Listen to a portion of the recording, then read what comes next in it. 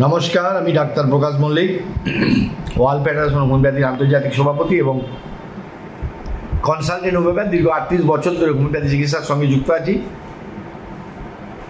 সম্প্রতি আরজি করে যে ধর্ষণের ঘটনা এবং খুনের ঘটনা ঘটেছে, সেই প্রেক্ষিতে এবং যেটা শোনা যাচ্ছে বা সংবাদ মাধ্যমের মধ্যে জানা যাচ্ছে যে মৃতদেহের ওপরে যৌন বলাৎকার করা হয়েছে। এই যে মৃতদেহের সঙ্গে যৌন সম্পর্ক তৈরি করা, এটাকে গ্রিক ভাষায় বলা হয় নেক্রোফিলিয়া। নেক্রো মানে মৃতদেহ আর ফিলিও মানে ভালোবাসা। এটা একটা বিকৃত মানসিকতা। কেন হয় না, এইটা যখন কোনো ব্যক্তি তার কোনো বিশেষ মহিলার প্রতি আকর্ষণ থাকে কিন্তু তাকে না পাওয়া, পরবর্তীকালে তার মৃতদেহের উপর সৎকার করে তার মানসিক বিকৃতি বা কামনা বাসনাকে চরিতার্থ করার ভাবনা থেকে এই প্রসঙ্গটা এসছে।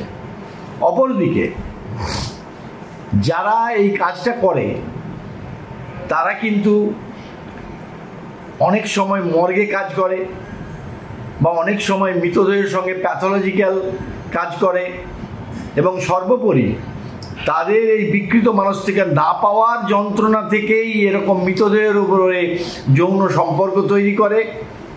আগেই বলেছি এটা একটা মানসিক বিকৃতি। এবং আমরা দেখেছি কলকাতায় রবিনসন স্ট্রিটে তার বোনকে দীর্ঘদিন ধরে তার মৃতদেহ রেখে দেওয়া হয়েছে, এমনকি সেই মৃতদেহ কঙ্কালে পরিণত হয়েছে, কঙ্কালের সঙ্গেও সে সম্পর্ক তৈরি করেছে।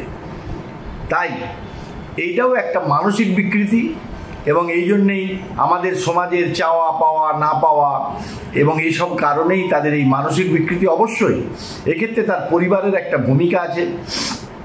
সঠিক সময়ে বিয়ে এবং সঠিক সময়ে চাকরি না হওয়ার কারণে, অর্থনৈতিক আর্থসামাজিক অবস্থাটা খারাপ হয়ে যাওয়ার কারণে এই সব ঘটনাগুলো ঘটে।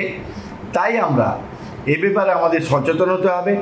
আর যারা এই কাজটা করে তাদেরকে দৃষ্টান্তমূলক শাস্তি দিলে তবেই সমাজে একটা বার্তা পৌঁছাবে। এবং এটা যে একটা মানসিক বিকৃতি সেটা বোঝানোর ক্ষমতা মিডিয়ার প্রয়োজন আছে, সমাজ মাধ্যমে এবং তার সঙ্গে টিভি রেডিও, এদেরকে সচেতন করা এবং এর যে একটা ভয়ানক পরিণতি এবং এটা যে খারাপ জিনিস সেটা বোঝানোর চেষ্টা করতে হবে, তবেই এর থেকে মুক্তি পাওয়া যাবে। এবং এই প্রসঙ্গে আমি বললাম এটা কিন্তু গ্রিক সাহিত্যে আছে। এবং আরও দেখা গেছে অনেক সময় কোনো রাজা যখন কোনো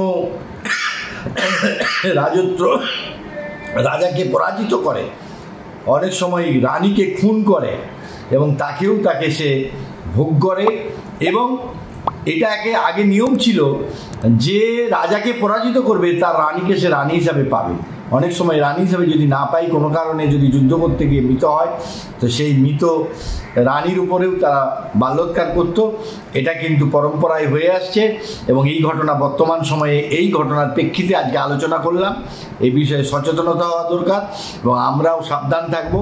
একটি মানুষ যখন মারা যায় তার প্রতি শ্রদ্ধাশীল হতে হবে।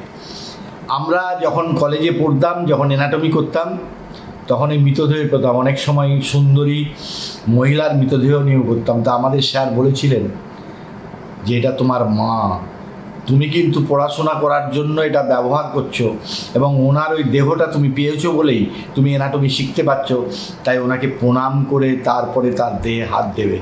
এই যে মাস্টারমশাইয়ের শিক্ষা আজও আমরা মেনে চলি এবং আমরা ডাক্তারি করি মৃত এবং যখন অ্যানাটমি, এবং প্রত্যেকটা মহিলাকে কিন্তু সম্মান দিয়েই আমাদের চলতে হবে, এটা আমাদের স্যারেরা বলেছিলেন এবং সেই প্রেক্ষিতেই আজকে ভিডিও।